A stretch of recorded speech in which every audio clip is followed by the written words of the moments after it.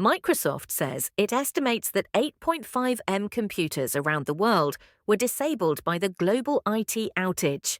It's the first time a figure has been put on the incident and suggests it could be the worst cyber event in history. The glitch came from a security company called CrowdStrike, which sent out a corrupted software update to its huge number of customers. Microsoft, which is helping customers recover, said in a blog post, "We currently estimate that CrowdStrike's update affected 8.5 million Windows devices." The post by David Weston, vice president at the firm, says this number is less than 1% of all Windows machines worldwide, but that the broad economic and societal impacts reflect the use of CrowdStrike by enterprises that run many critical services.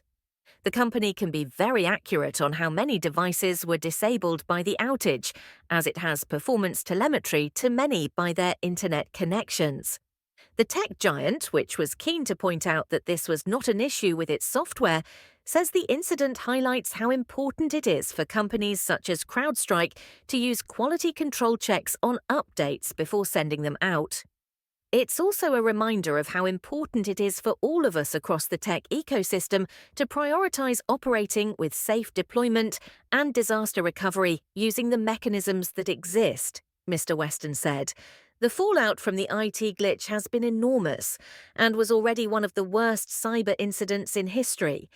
The number given by Microsoft means it is probably the largest ever cyber event, eclipsing all previous hacks and outages. The closest to this is the WannaCry cyber attack in 2017 that is estimated to have impacted around 300,000 computers in 150 countries. There was a similar costly and disruptive attack called NotPetya a month later. There was also a major 6-hour outage in 2021 at Meta, which runs Instagram, Facebook, and WhatsApp. But that was largely contained to the social media giant and some linked partners.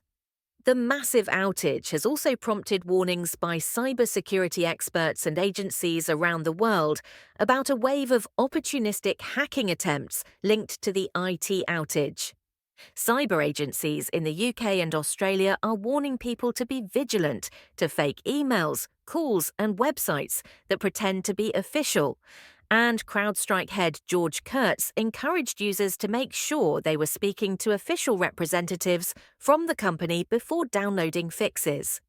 "We know that adversaries and bad actors will try to exploit events like this," he said in a blog post. "Whenever there is a major news event, especially one linked to technology, hackers respond by tweaking their existing methods to take into account the fear and uncertainty. According to researchers at SecureWorks, there has already been a sharp rise in CrowdStrike-themed domain registrations, hackers registering new websites made to look official and potentially trick IT managers or members of the public into downloading malicious software or handing over private details." Cybersecurity agencies around the world have urged IT responders to only use CrowdStrike's website to source information and help. The advice is mainly for IT managers who are the ones being affected by this as they try to get their organizations back online. But individuals too might be targeted, so experts are warning to be hyper-vigilante and only act on information from the official CrowdStrike channels.